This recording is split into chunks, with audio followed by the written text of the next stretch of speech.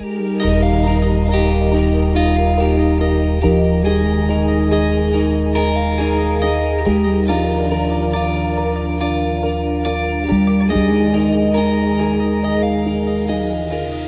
algum dia já teve uma ilusão de ótica?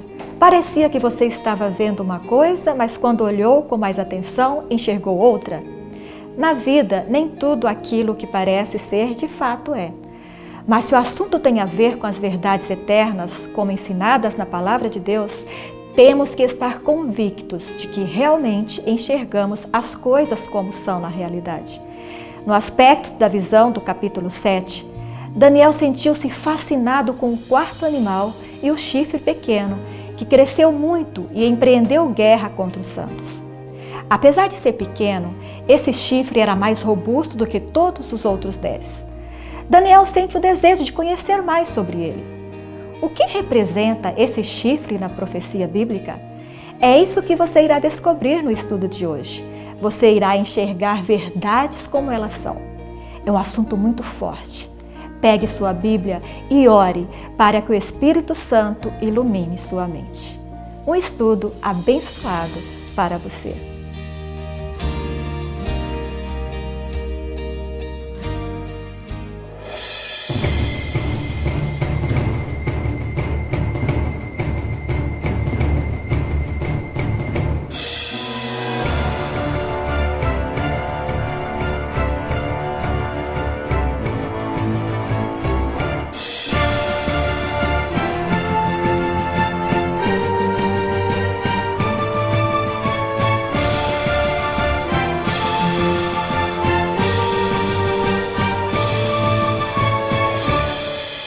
Hoje vamos dar continuidade ao capítulo 7 do livro do profeta Daniel.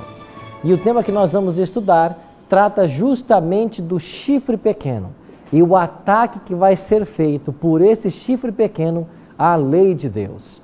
Em nosso último estudo, começamos o capítulo 7 de Apocalipse. E eu queria convidar você mais uma vez a abrir a sua Bíblia em Daniel, capítulo 7. Agora iremos para a segunda parte desse capítulo.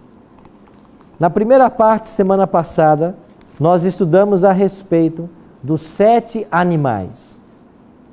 O leão representando Babilônia, o urso, a Medopérsia, o leopardo com 4 cabeças e 4 asas, a Grécia, e um animal terrível e espantoso representando o Império Romano. Desse quarto animal que representa o Império Romano, o profeta Daniel diz no verso 7 que esse animal tinha 10 chifres. É o que ele diz em Daniel 7:7.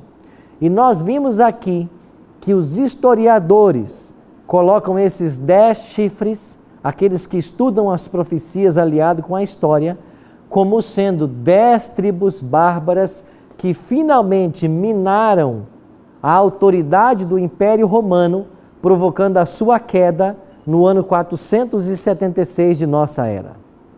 Agora Daniel introduz um novo elemento.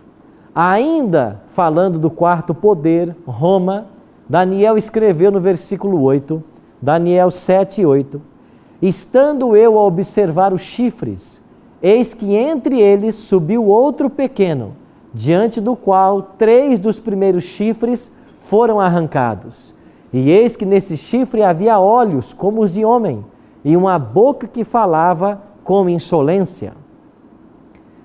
Do meio dos 10 chifres, que são as 10 tribos bárbaras, surge um 11º chifre. Um chifre pequeno, disse Daniel. E esse chifre pequeno que surge, ele arranca 3 dos 10 quando ele surge. Quem é esse chifre pequeno? Quais são as características que Daniel, aqui no capítulo 6, no capítulo 7, apresenta para nos ajudar a identificar esse chifre pequeno? Dê uma olhadinha então para o capítulo 7 e olha o que Daniel fala sobre ele. Primeiro, Daniel 7, no verso 8, ensina de que ele subiu entre os 10 chifres do quarto animal. Daniel informa de que quando ele sobe, ele arranca 3 dos 10 chifres. Havia olhos como de homem. e uma boca que falava com insolência. Em Daniel 7:11 diz que esse quarto animal foi morto, a queda do Império Romano. E Daniel 7:20 diz que esse pequeno chifre parecia mais robusto do que os outros 10. Continuando a identificação, no verso 21, esse chifre pequeno faz guerra contra os santos do Altíssimo. Essa expressão santos do Altíssimo é uma referência ao povo de Deus em todos os tempos. Esse chifre pequeno é diferente dos 10 chifres. Ele profere palavras contra o Altíssimo, contra Deus. Ele magoa os santos do Altíssimo. Ele cuida em mudar os tempos e a lei de Deus. Os santos lhe seriam entregues nas mãos por 3,5 tempos, 3 tempos e meio, e um tribunal então se assentaria para tirar o seu domínio e para o destruir. Eu queria que você entendesse de que o livro de Daniel deve ser estudado em paralelo com o Apocalipse. Esse poder, o chifre pequeno no capítulo 7 de Daniel, ele tem olhos como de homem. No capítulo 13, Apocalipse, no verso 18, ele recebe um número de homem. Em Daniel, ele tem boca com insolência. Em Apocalipse, boca com blasfêmia. Em Daniel, ele foi entregue para ser queimado. Aqui, ele é golpeado de morte. Lá em Daniel, ele fez guerra aos santos. Em Apocalipse, ele peleja contra os santos. Em Daniel 7,25, ele profere palavras contra o Altíssimo. Em Apocalipse, ele blasfema contra Deus.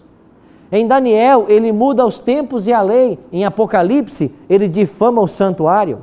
E não se esqueça que a lei de Deus estava dentro do santuário, dentro da Arca da Aliança. Em Daniel, ele agiria por 3 tempos e meio. Em Apocalipse, ele age por 42 meses. Estamos falando de um mesmo poder, tanto Daniel 7 quanto Apocalipse 13. Mas quem é esse poder? O que a história revela sobre esse poder? Vamos começar com Martinho Lutero, monge agostiniano. No dia 17 ou 31 de outubro de 1517, ele foi até a porta da Catedral de Wittenberg e ele pregou ali as 95 teses contra as vendas de indulgência. O fato de Lutero ter condenado a Igreja Romana pela venda de indulgências provocou severos debates. E o ano de 1520 foi um ano chave, porque nesse ano Lutero escreveu várias obras, falando de profecia, falando de Bíblia e falando da Igreja Romana. E aqui nessa obra, na página 290, o que Lutero fala a respeito desse poder?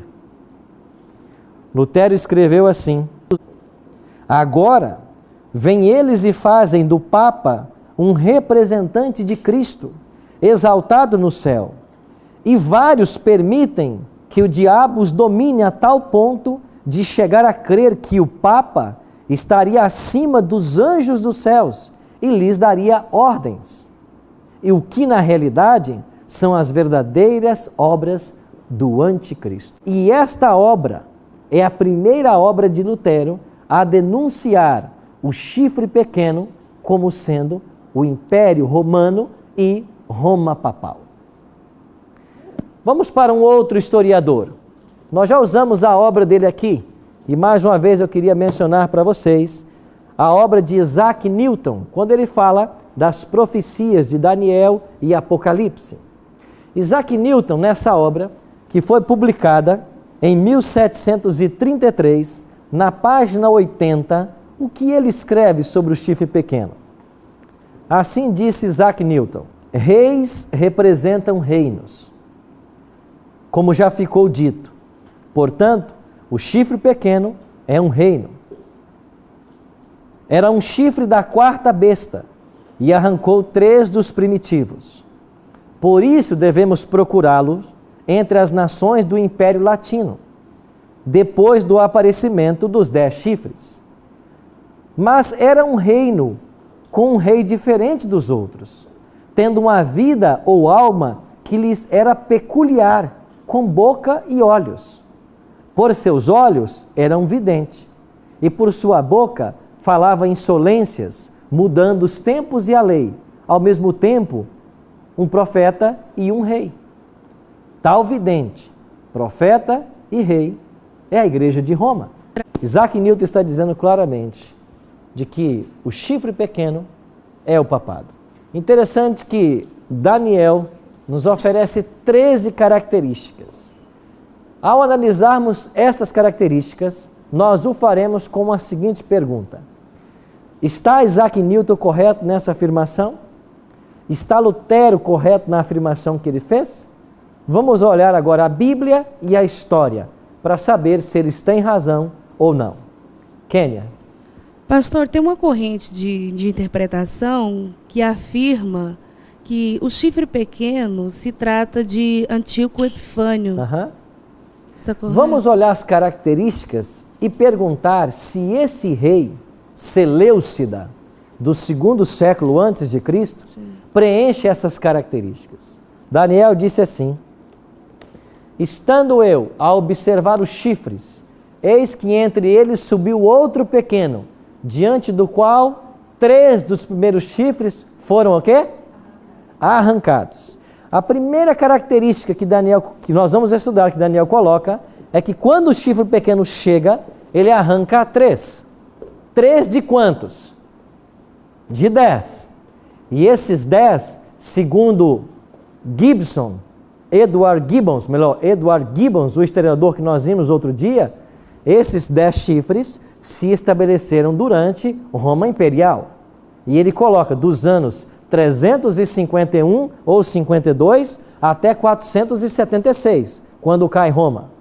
Então as 10 tribos bárbaras, representadas pelos 10 artelhos da estátua e pelos 10 chifres do quarto animal, eles apontam para as 10 tribos bárbaras que minaram Roma dos anos 351 até 476 de nossa era. Aí vem a primeira colocação. Viveu Antíoco Epifânio nesses séculos para proceder dos 10? Não. Ele é um rei do 2º século antes de Cristo. Ele viveu antes dos 10 chifres surgirem, porque Roma só foi cair em 476. Então ele não pode ser o chifre pequeno, porque ele surgiria dos 10. Segundo, quando o chifre pequeno surge dos 10, ele arranca a 3. O que significa isso? Aqui estão as 10 tribos bárbaras que minaram o Império Romano.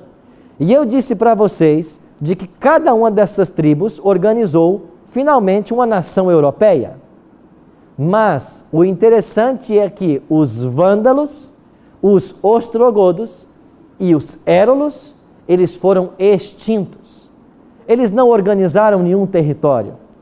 E por que eles foram extintos? Porque eles eram arianos. O que é ser ariano? É seguir a Arion. E quem é Arion? É um herege do passado. E esse Arion, ele não cria na Bíblia e nem ensinava muitas coisas que a Bíblia ensina. As tribos arianas não aceitaram a autoridade do Papa. As tribos arianas não aceitaram os dogmas e a pretensão melhor do papado que estava se estabelecendo. Então, como eles não aceitaram, eles foram destruídos. E quando foi destruído o terceiro, a terceira tribo ariana? Os ostrogodos. Em que ano? 538. Então a última tribo ariana das 3 que foram destruídas foram os ostrogodos, em 538. E o que aconteceu no ano 538? Quando é expulsa a última tribo ariana, João II é declarado o cabeça de todas as igrejas, e a partir desse ano começa o período que nós chamamos na história de a supremacia papal. Mas o papado, para se estabelecer, ele tinha que expulsar quem não aceitava o seu domínio. E a última tribo a ser expulsa foram os ostrogodos, exatamente no ano 538. Então, Antíoco Epifânio não expulsou nenhuma tribo, porque ele já não existia mais. Mas Roma, em sua fase imperial e agora papal, começa a trabalhar, inclusive com o apoio das outras 7 tribos, para exterminar os dissidentes. Então, as 3 pontas que o chifre pequeno arranca são os érolos, os vândalos e os ostrogodos. Um outro detalhe, qual é a segunda característica que Daniel nos informa? Ele falava com insolência. Esse chifre pequeno fala com insolência. Esse mesmo poder em Apocalipse 13:5 diz que ele tinha uma boca que proferia arrogâncias e blasfêmias. O que são essas blasfêmias proferidas pelo chifre pequeno? O que é uma blasfêmia à luz da Bíblia? Vamos olhar primeiro para Marcos capítulo 2. Vendo-lhes a fé, Jesus disse ao paralítico: Filho, os teus pecados estão perdoados. Mas alguns dos escribas estavam assentados ali e arrazoavam em seu coração: por que fala ele deste modo? Isto é blasfêmia. Quem pode perdoar pecados senão um, que é quem? Deus. À luz do Evangelho, a pretensão de perdoar pecados é blasfêmia. E Jesus foi acusado de blasfêmia porque ele perdoou pecados. Mas por que Jesus não estava incorrendo em pecado? Porque ele é Deus. Ele não blasfemou porque ele é Deus. Mas só Deus pode perdoar pecados. Então, à luz da Bíblia, a pretensão de perdoar pecados é uma blasfêmia. Agora olha para estes documentos que eu vou apresentar para vocês. Cânon Católico, Concílio de Trento, página 440 e 870, dizem assim: na confissão, o sacerdote tem o poder de confessar todos os crimes cometidos depois do batismo. Quando um criminoso confessa seus pecados ao sacerdote, todos os crimes não são somente perdoados, mas destruídos, e o criminoso se torna como uma nova pessoa, um santo. Quem é que perdoa ele? O sacerdote. A pretensão de perdoar pecados, à luz da Bíblia, é blasfêmia. Agora eu trouxe comigo também o catecismo. E aqui você tem o catecismo da Igreja Católica. Será que essas coisas não são coisas do passado? Ou são coisas modernas? O que ensina o catecismo na página 401, artigo 1456? Assim diz o catecismo: como Cristo confiou a seus apóstolos o mistério da reconciliação, os bispos, seus sucessores, e os presbíteros, colaboradores dos bispos, continuam a exercer esse ministério. De fato, são os bispos e os presbíteros que têm, em virtude do sacramento da ordem, o poder de perdoar todos os pecados, em nome do Pai, do Filho e do Espírito Santo. Amigo, o programa de hoje reserva grandes surpresas para mim e para você. O que eu estou lendo aqui não é invenção minha. A proposta desse programa é fazer uma análise das profecias de Daniel à luz da história.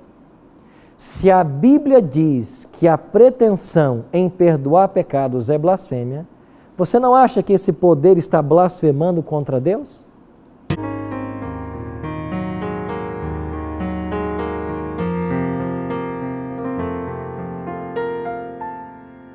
Já faz muito tempo eu comprei uma igreja, a preço de sangue, a preço de dor. Já faz muito tempo enviei o meu filho para resgatar o que se perdeu. Já faz muito tempo que estou desejando essa humilde entrega de um adorador que só se incline ante a minha presença e não nas ofertas de uma posição. Eu quero um rebanho em que minhas ovelhas se sintam seguras e cheias de paz, onde a palavra seja o alimento, ali quero morar.